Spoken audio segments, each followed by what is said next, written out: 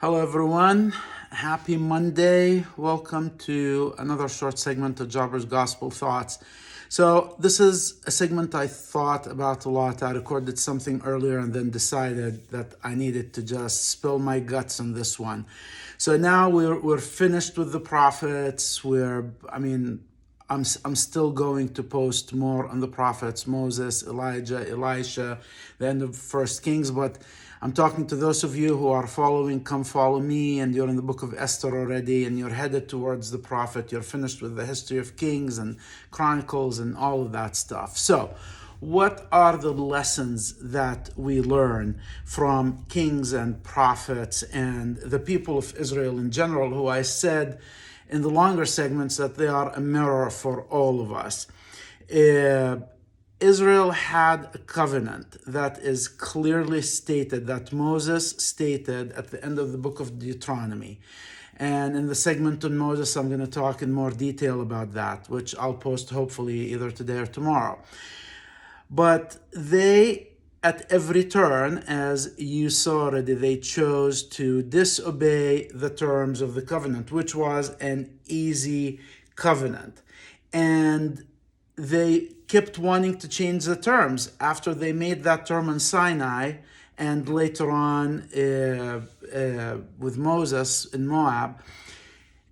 They kept breaking it. They just, which in their case meant going behind or after idols, worshiping the idols, assimilating the religion of one God with the religions of the nations around them, maybe justifying themselves that it's okay, we can worship God, but we can worship all of these other gods, which you might think is an ancient situation, but it still persists to this day.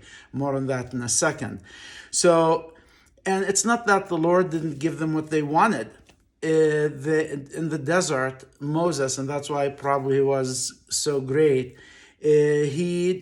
the Lord just kept giving them what they wanted. They wanted meat instead of manna. He gave them meat till they puked it out. They wanted water. He gave them water. They kept complaining and changing things, and they kept getting it. It's not that the Lord didn't give them what they wanted, but they kept complaining and complaining, and in a way, they kept objecting to policies that the Lord has put in place, and they kept objecting to policies.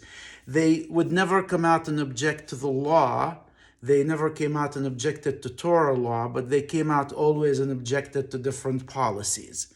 So, and that's humans. We will always be driven behind alien gods. In this modern time and age, we have many in the church and outside of the church.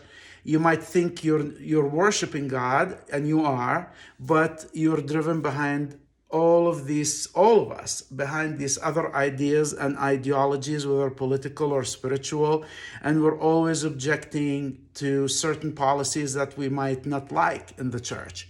And so this is akin to ancient Israel. And why did the Israelites want that? Because I think they looked at the worship of those other gods that the scriptures keep referring to them as alien gods, because they are, and they kept hoping that it would give them some edge or advantage in the world. It's the same way we get driven in our modern world behind ideologies or ideas or different principles or sympathies, and we do it for popularity, or we do it to be friends or integrate in a group better, or to look hip, or to look fashionable, or whatever. So, or we might join a certain ideology or something because we think it will give us an advantage where we can strike back at someone, where we have power over someone. People will always abuse that. We humans are creatures who seek power, and that's what the ancient Israelites, like all of us, seek.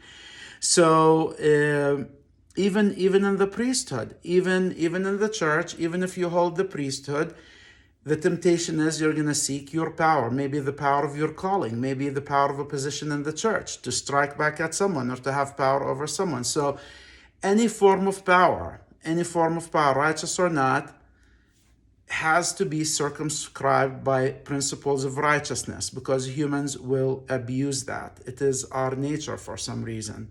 So now that is the people of Israel. Now we talked about prophets. What do we learn from prophets so far? And we've encountered some of them in the books of Kings, but we will encounter some of them in more details in the form of the minor prophets and the major prophets. More on that later.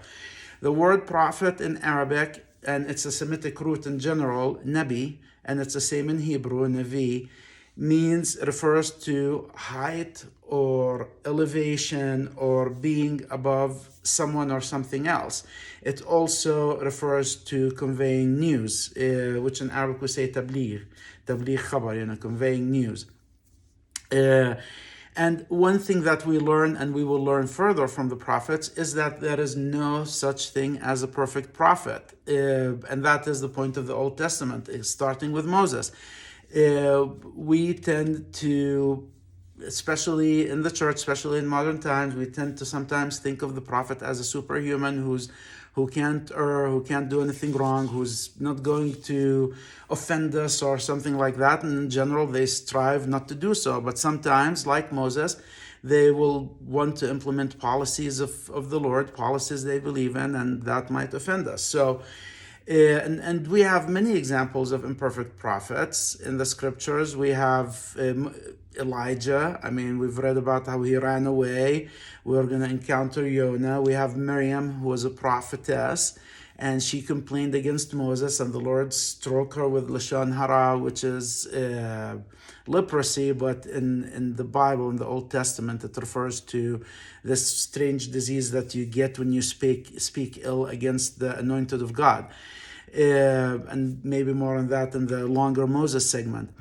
But that doesn't mean, no matter what the problem is with the prophet or with those who speak for God, that doesn't mean there is a problem with God, with the covenant that we made.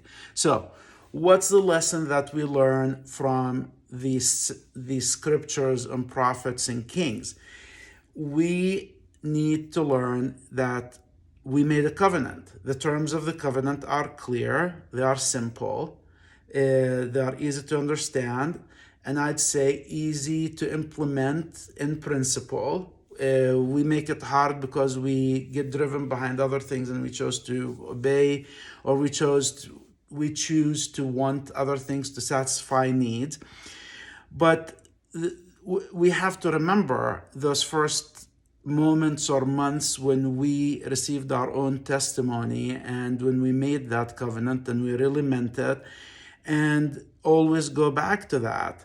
We need to remember the miracles and the blessings we have in our lives. The problem with Israel, ancient Israel, is that they